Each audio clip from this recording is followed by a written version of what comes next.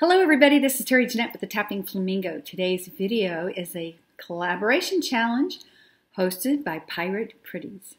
So each month, Pirate Pretties gives us a challenge and then a couple of optional challenges. Every month has to do with the birthstone of the month. Since we are in June, Pearl is the birthstone of the month. So we can either use Pearl or Alexandrite. Alexandrite is also June's birthstone. So I have elected to use Pearl, and I'll show you that in a little bit. The optional challenges for this is to either use gold or silver, and I'm using silver. And then she wants us to use a bold pendant in a necklace. And I'm also going to be doing that. So let me show you all my components to the necklace that I'm getting ready to put together, and then let's create. So here's the bold pendant. Isn't this cool? I found this while my sister and I were beachcombing along the shores of Cocoa Beach, Florida. And I just, there was an existing hole in there, so I took some wire. I think this is a 22 gauge wire. And I fed it down through there and just made a little bail. So this is our pendant. And then for the pearls, I'm just using some freshwater pearls. I've got 4 of them. And I'm going to use a toggle clasp. I got this from a bead box bargain years ago. I really liked this because we have the swirl here of the shell. And so we have a swirl here. So they replicate each other. And then I've got a couple of bead covers here, and then I'm using these beads. Aren't they pretty? They're just druzy beads I got from the curated bead box. Now, in addition to all these, I'm going to be using some chain, and I'm going to need a couple of jump rings. And then I'm using monofilament. A lot of you have asked me what I use. Pretty much in all of my projects, you can use whatever beading wire you are comfortable with, as long as it fits into your beads. I like to use the monofilament. I know a lot of people don't really like that, but I've been using this for years. I have pieces of jewelry I made 30 years ago that are still in good shape. So if you get the right kind of monofilament, it's not going to stretch and it's not going to break. So the first thing I want to do is kind of put out a little pattern here.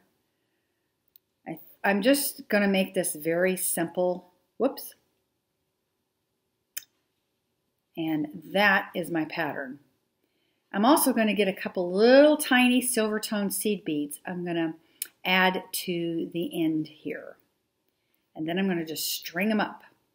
So this is what I have so far. I had a couple of these freshwater pearls that were kind of pointy, so I made sure I put them in the same spot on either side. I put them at the end. Instead of having like one pointy one here and one pointy one here, I think it looks better if you try to make them make sense. So now what I'm going to do is take one of these bead cap covers, as they call them. They're crimp bead covers. And I do not use crimp beads. I just go ahead and tie knots and feed them into these crimp covers. You don't need to use crimp beads. So I've got the 2 knots, I fed them into there, and now I'm going to close this. Looks like a clamshell, and I know that's what they used to call them. So just close that up and take your wire cutters and trim that off. And then I just feel around, make sure nothing's poking out. If it is, you can just poke it back in there. I don't think I feel anything though. I had to go get this special tool called a straight pin because over here, I'm going to need to tie 2 knots, but I need to feed them into that opening.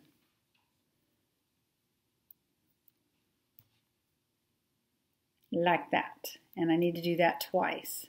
And you don't want to get them too tight. You still want this to be pliable, but you do want them tight enough where you're not going to see the wire poking out, or the wire in between the beads. They need to be snug, but not too snug. One thing too, I don't know if you can see this, you do not want that wire to be behind the hook.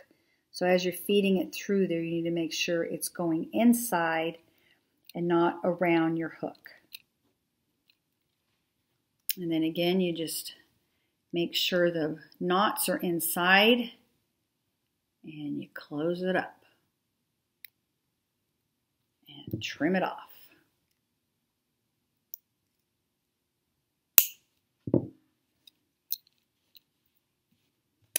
Now we're going to put the chain on, and I'm going to need a ruler for this. I want this to be about an 18 inch. I'm going to go ahead, and since this is a larger Rollo chain, I can go ahead and put that on there like that. If you use a smaller one and it won't fit into the opening there, you can use jump rings. You just need to make sure this gets closed up.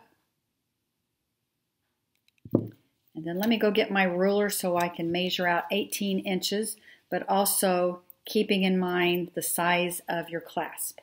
So I just wanted to show you, since this is the larger Rollo, I just opened it up. Instead of cutting it, I just opened it up and took it off the spool, and now I'm going to close it back up and put it onto my beaded area.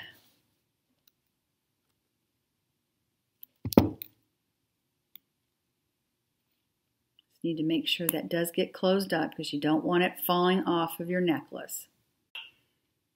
And just hook it onto this hook over here.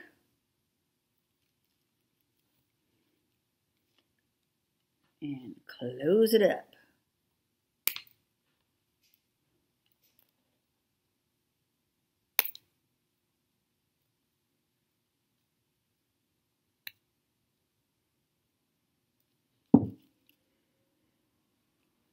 Make sure that's closed. All right. Now that we've got that done, we need to put our clasp on. And basically, to find the center, I just match that up. And I find the center link here. And I'm going to open it up. And sometimes you'll have two center links. Just pick one.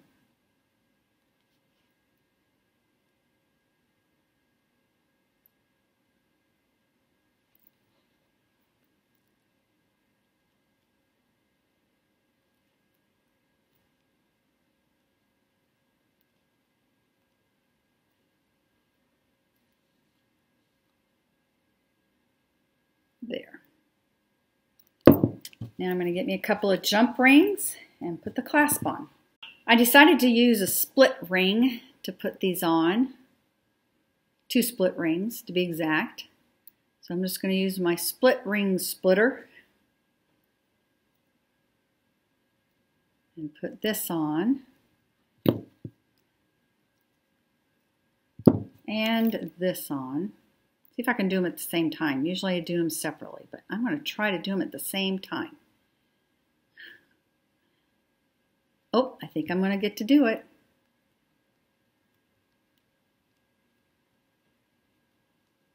Yep, it worked. A little bit more.